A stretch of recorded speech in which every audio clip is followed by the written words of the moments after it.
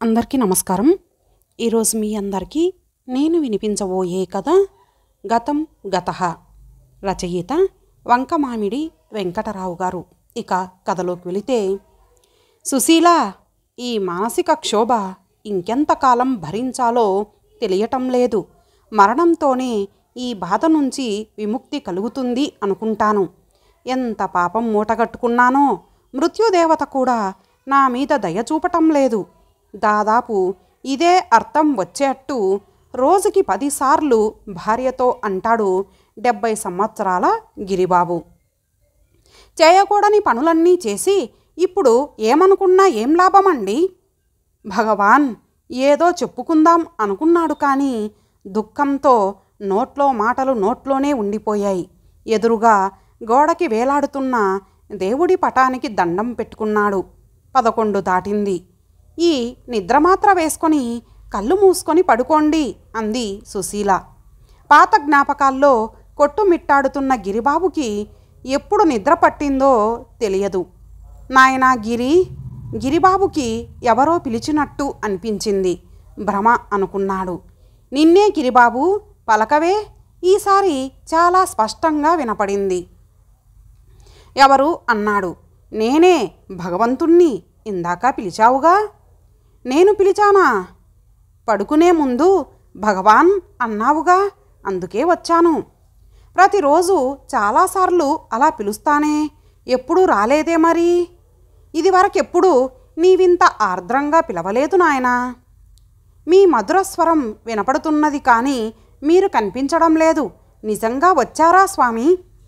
నేను నిరాకారుడినని తెలియదా? అయినా నీకంత అనుమానమైతే నే వెళ్ళిపోతాలే.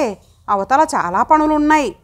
క్షమించండి స్వామి, నాలాంటి అజ్ఞానులకి అనుమానాలు ఎక్కువ. నా అదృష్టం కొద్దీ వచ్చారు. కాసేపు ఉండి నా గోడు విని నేను పడుతున్న బాధ నుంచి విముక్తి చేసి వెళ్ళండి. మీ రుణం జన్మలో మర్చిపోను. ఇంటి నిండా వారసులు, 10 తరాలకి సరిపోయే ఆస్తిపాస్తులు. ఇంకా ఏం తక్కువని బాధపడుతున్నావు నాయనా? ఎత్తిపొడుస్తున్నారా స్వామి? నీ బాధలేంటో చెప్పమంటే సాగదీస్తావేంటి? మీకు తెలియదా స్వామి? మరలా అదే తంతు. నువ్వు చెప్పేట్టు లేవు, కానీ నే వెళ్ళొస్తా. వద్దు, వెళ్ళొద్దు స్వామి, చెబుతాను. నేను చాలా పాపాలు చేశాను స్వామి. ఏం పాపాలు చేశావు? ఏమీ తెలియనట్టు అడుగుతారేంటి స్వామి? ఆ చిట్టా పద్దులన్నీ చిత్రగుప్తుడి దగ్గర ఉంటాయి. నాకు తెలియవు. నువ్వు చెప్పు, వింటాను. భగవంతుణ్ణి గిరిబాబు గతంలోకి తీసుకెళ్ళాడు. గిరిబాబు తల్లిదండ్రులు డబ్బుల్లేవని ఎప్పుడూ చింతించలేదు. వాళ్ళ బాధల్లా సంతానం లేదని. పిల్లల కోసం వాళ్ళు మొక్కని దేవుడు లేడు, చేయని యాత్ర లేదు.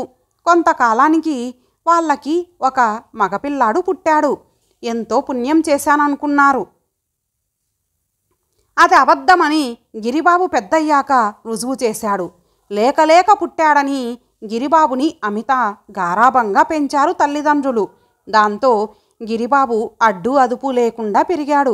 తల్లిదండ్రుల మాటలు పెడచెవిన పెట్టాడు. దారిద్ర్యంలో పుట్టాడేమో. చిన్నప్పటి నుంచి డబ్బు అంటే మోజు. స్కూల్లో డబ్బున్న వాళ్ళ పిల్లల్ని చూసి ఈర్ష్యపడేవాడు. ఏదో వంక పెట్టుకొని వాళ్లతో తగవులు పెట్టుకునేవాడు. చదువు మీద శ్రద్ధ లేదు. డిగ్రీ పూర్తి కాకుండానే చదువు మానేశాడు. సిటీకి మకాం మార్చి నలుగురిని వెంటేసుకొని రౌడీయిజం మొదలెట్టాడు. గిరిబాబులో ఉన్న ధైర్యం, దుడుకుతనం గుర్తించిన పైడ్రాజు అనే ప్రైవేట్ ఫైనాన్సర్ అతన్ని చేరదీశాడు. పైడ్రాజు నమ్మకం సంపాదిస్తే తన జీవితానికి ఇక డోకా ఉండదు అని గట్టిగా నమ్మిన గిరిబాబు ఆయన చెప్పే పనులన్నీ తూచా తప్పకుండా చేసేవాడు. నమ్మిన బంటు అయ్యాడు. గిరిబాబు వయసు 25 ఏండ్లు. మంచి పొడగరి వయసులో ఉన్నాడు. దానికి తోడు వ్యాయామంతో పెంచుకున్న కండలు. గిరిబాబుని చూసిన వాళ్ళు అచ్చం హీరోలాగా ఉన్నాడే అని అనుకోక తప్పదు. పైడ్రాజు దగ్గర చేరిన 3వ నాడే వాళ్ళమ్మాయి సుశీల గిరిబాబు కంటబడింది. లేత తమలపాకులా, రాజమండ్రి పనసతొనలాగా భలేగా ఉందే. మనసులో అనుకోకుండా ఉండలేకపోయాడు. సుశీల కూడా గిరిబాబుని చూడటం అదే మొదటిసారి. హీరోలాగా భలేగా ఉన్నాడే అనుకుంది. అప్పుడే ఫిక్స్ అయిపోయాడు పెళ్లి చేసుకుంటే ఈ అమ్మాయినే చేసుకోవాలని. అదే జరిగితే తన రొట్టె విరిగి నేతిలో పడ్డట్టే అనుకున్నాడు. తండ్రిని కూతుర్ని ఇద్దరినీ బుట్టలో వేసుకోవాలి. చాలా కష్టం, ప్రమాదం అని కూడా తెలుసు. విజయమో వీర స్వర్గమో తేల్చుకోవాలి అనుకున్నాడు. అప్పులు వసూలు చేయటంలో గురువుని మించిన శిష్యుడనిపించుకున్నాడు. తెచ్చింది తెచ్చినట్టు మొత్తం పైడ్రాజు చేతిలో పోసేవాడు. భలే శిష్యుడిని పట్టావయ్యా అని తోటి వడ్డీ వ్యాపారస్తులు మెచ్చుకుంటూ ఉంటే పైడ్రాజు తెగ మురిసిపోయేవాడు. వాళ్ళిద్దరి మధ్య రహస్యాలు ఉండేవి కావు. పకడ్బందీగా రెండు వైపుల నుంచి ఒకేసారి నరుక్కుంటూ వచ్చాడు. అనుకున్నది సాధించాడు. గిరిబాబుని తప్పితే మరొకరిని పెళ్లి చేసుకోనని భీష్మించుకొని కూర్చుంది సుశీల. పైడ్రాజుకి దిక్కుతోచలేదు. వేరే దారి లేకపోయింది. గిరిబాబు ఇప్పుడు పైడ్రాజు అల్లుడు. మామగారి వ్యాపారాన్ని చేజిక్కించుకున్నాడు. తర్వాత గిరిబాబు వెనక్కి తిరిగి చూసుకోలేదు. ధనవాంఛ దెయ్యం పట్టినట్టు పట్టుకుంది గిరిబాబుని. ఎన్ని అక్రమాలు చేశాడో, ఎన్ని దురాగతాలు చేశాడో, ఎన్ని కుటుంబాలను వీధిపాలు చేశాడో లెక్కలేదు. డబ్బు వేటలో పడి తనని కని పెంచిన తల్లిదండ్రులను పూర్తిగా మర్చిపోయాడు. వారు బతికున్నారా చచ్చారా అని కూడా పట్టించుకోలేదు. వయసు మీద పడింది గిరిబాబుకి. వ్యాపారాలు పిల్లలకి అప్పగించేశాడు.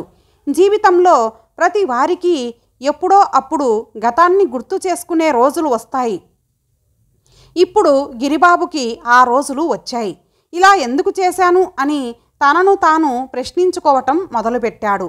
తను చేసినవి తలుచుకున్నప్పుడు ఎవరో ఇనుప చేతులతో గుండెలు నొక్కి పట్టినట్టు అనిపించేది. నిద్ర దూరమైంది. తను సంపాదించిన ఆస్తులు చూస్తే చాలు ఇదివరకు ఒళ్ళంతా పులకరింపులతో నిండిపోయేది. ఇప్పుడు వాటిని తలచుకుంటేనే కడుపులో దేవినట్టవుతున్నది. చేసిన పాపాలకు పరిష్కారం చేసుకోవాలి అనుకున్నాడు. దాన ధర్మాలు చేయటం మొదలెట్టాడు. పిల్లలకి అది నచ్చలేదు. ఆస్తులు పంచమన్నారు. తనకు కావలసింది ఉంచుకొని మిగతావి వారికి పంచేసి చేతులు దులిపేసుకున్నాడు. అయినా ఇంకా ఎందుకో వెలితిగా ఉంది గిరిబాబుకి. అదే అన్నాడు భగవంతుడితో. ఏమో అనుకున్నాను, చాలా చరిత్ర ఉందే నీ వెనకాల.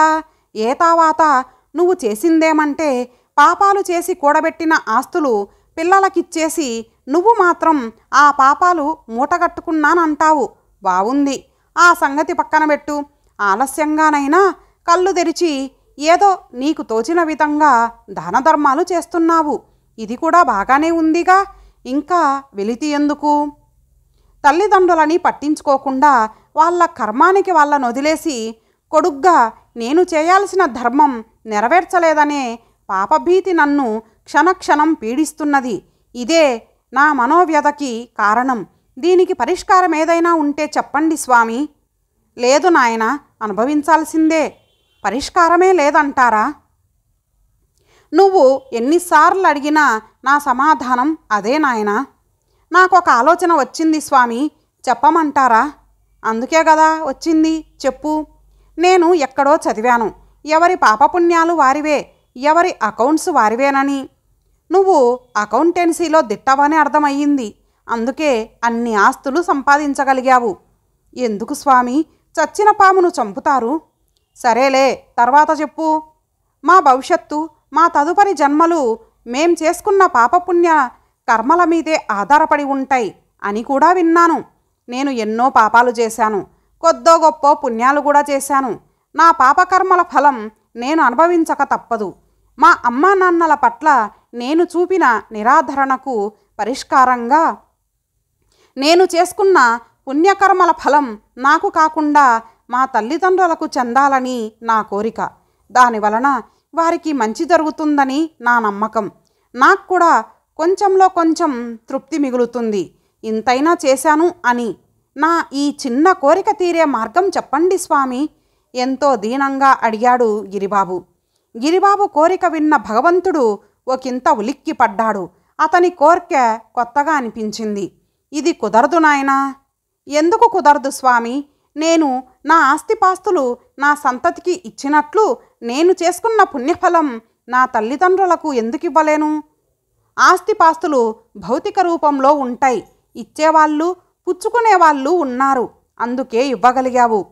ఇప్పుడు నీ తల్లిదండ్రులు అనేవారే లేరు.